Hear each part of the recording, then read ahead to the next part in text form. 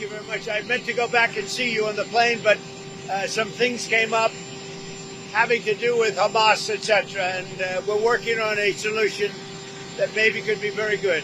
Can you tell us what that solution No, is? but you'll be hearing about it pretty soon. We're trying to get it ended, get the hostages back, get it ended. We got them all back, but 20, and as you know, we have 20, plus there are a lot of, unfortunately, dead bodies involved, and they want them back. The parents want them back. So we had some very good discussions. Good things could happen. Can you give us your reaction to South Korea's regret, or calling it regrettable, what happened with their workers at the Hyundai plant? Well, I'll speak to them. You know, look, it's a battery factory in that case, as I'm told. And, you know, when they're building batteries, if you don't have people in this country right now that know about batteries, maybe we should help them along and let some people come in and train our people to do, you know, complex things, whether it's battery manufacturing or computer manufacturing or building ships. So we're going to look at that whole situation. We have a lot of industries that we don't have anymore, and we're going to have to train people. And the way you train people is bring people in that know what they're doing and let them stay for a little while and help. So I'm going to look at that. It's a very interesting situation that took place in Georgia. And we heard about it yesterday. At the same time, ICE was doing right because they were here illegally. But we do have to work something out where we bring in experts so that our people can be trained so that they can do it themselves. Does that make sense? Right? Is it straining the relationship with Korea at all? No, we have a great relationship with South Korea. Really good relationship. You know, we just made a trade deal. But I'm going to look at it because I understand exactly what they're saying. Page 6 crowns you the king of the U.S. Open. They put out all these old pictures through the years of you at the U.S. Open. What does it mean for you to go back after going for so many decades, growing up in Queens? Now you're going back as the president. Well, I loved it. First of all, the two players have unbelievable talent. It just seemed that they hit the ball harder than I've ever seen before. Incredible talent. And I enjoyed it. And I used to go all the time, but, you know, lately it's a little bit more difficult to go. I really enjoyed it. They were really nice. The fans were really nice. I didn't know what to expect. Usually you would say that would be a somewhat progressive, as they say nowadays, crowd. Sometimes some people would call it liberal, but we'll use the word they like to use, progressive. But they were great. The fans were great. Mr. President, back on Russia. Russia had a pretty big attack on Ukraine over the weekend. I know all about it. You have always said how good your relationship is with President Putin, but he's not really giving you anything that you want. Is that making you less trustful of him? Well, nobody was tougher in Russia than me. That has to do with the pipeline, as you know, Nord Stream 2 and lots of other things. But I'm not happy. I'm not happy. I'm not happy about the whole situation. You know, it's interesting. It doesn't affect us because it's not our soldiers. But they're losing now. I used to tell you 5,000. They're losing 7,000 between Ukraine and Russia, 7,000 soldiers every single week. It's such a horrible waste of humanity. So, no, I am not thrilled with what's happening there, I will tell you. I think it's going to get settled. So I settled 7 wars. This, I would have said, would have been maybe the easiest one to settle of all. But with war, you never know what you're getting. But we're going to get it, I believe we're going to get it settled. But I am not happy with them. I'm not happy with anything having to do with that war. It's just such a waste of great humanity. Obstacle to a peace deal in Ukraine. Say it? As of right now, what do you think is the greatest obstacle to a peace deal? Well, we're going to see. I mean, we have some very interesting discussions. You know, Europe, certain European leaders are coming over to our country on Monday or Tuesday, and individually. And I think we're going to get that settled. I think we're going to get it settled. We have to. You can't lose. You know, when they're losing 5,000 to 7,000 soldiers a week for no reason, you have to get it settled. Of all of the wars, whether it's the Congo and Rwanda, they said it was impossible to settle. You look at every one of, I mean, every one of these wars were impossible. I got every one of them settled, 7 of them. 7. This was the one I really thought would be the easiest. but it's not. But I think it's going to get settled. But there was a reporting in Axios that in the last 3 months of the Biden administration, they did about 4,000 pardons. The chief of staff's assistant was sending emails to pardon his own family members. Are you still interested in getting to the bottom of the autopen scandal? Well, I think the autopen is one of the great scandals of our time.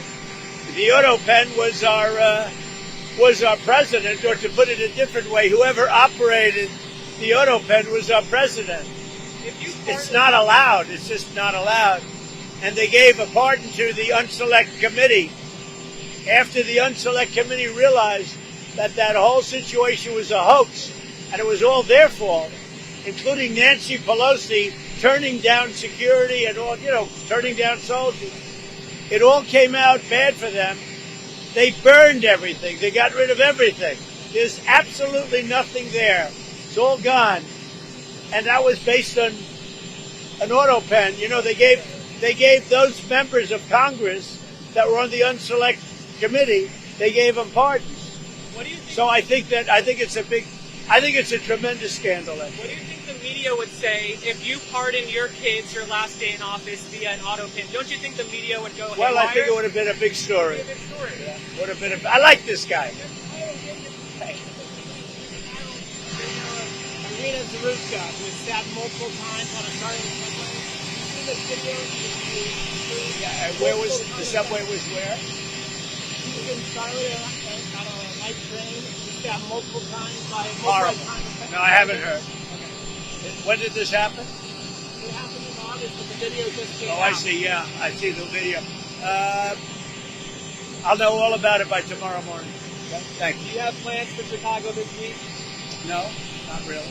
Not really. We're going to go someplace. We're picking. Look, D.C. now is 100%. I don't want to say 100, but it's pretty close to 100% healthy, happy, thriving. It's a crime-free zone. You know that. You could go out to dinner tonight, Jeff. You could go out to dinner, and you most likely will not be harmed. You know that. You won't be beat to hell. There's still some crime. There's still some crime. Very little. And within a week, there will be nothing. Do you agree with I me? feel much safer walking around. I can't fight though. No, it's a safe place now. But You've been talking a lot about Chicago, and there was no, Chicago's been talking a lot. So, Chicago last week lost 9 people were killed and 28 people were shot. The week before, it was 7 people were killed and 37 people were shot. The week before that, it was the same kind of number. Chicago is a very dangerous place, and we have a governor that doesn't care about crime. I guess we could solve Chicago very quickly, but we're going to make a decision as to where we go over the next day or two. When you look at what happened to D.C. in a short period of time, honestly, it's amazing. Over a period of 12 days, in other words, on the 12th day, we had the crime just about solved. And right now, people are walking down, they're going out right now to restaurants all over D.C., whereas if you go back a year ago or 6 months ago, nobody was going out. Nobody. We did it in 12 days. Now it's better than it was in 12 days. We'll make it even better, and then we're also going to clean it up. We're going to clean up the city. We're going to make some great improvements to the roads, to the medians, to all of the signs. You got signs that have been up for 30, 40 years. They're worn out. They look like hell. We're going to redo the signs. We're going to put up new signs. It's going to look beautiful. Within a 6-month period, it'll look really beautiful. But you have essentially a crime-free zone. I mean, here we are on a nice Sunday evening. If you'd like, it feels like Saturday, actually. If you like, you could go out and you could have dinner on me, but you wouldn't do that. But you could have dinner on me if you'd like. Go ahead. What else? After Russia, when do you plan to speak to President Putin next, and what might second? Look, we're going to get it done. The Russia-Ukraine situation, we're going to get it done. I have confidence we're going to get it done. Think of it. I got 7 done, all of which were impossible to do.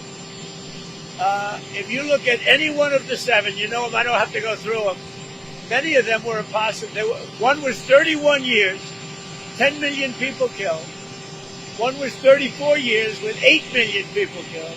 How about the Congo? They lost 9 million people, and it went on for years with Rwanda. All settled, everybody happy. The one that I thought would have been for me the easiest, because of Putin, I thought that would have been. It's not turned out that way, but we're going to get it settled. So you brought him in to discuss the Gaza issue and help big peace in Gaza. What's some of the advice he's given to you? Why did you bring him back in? I think we're going to have a deal on Gaza very soon. It's a hell of a problem.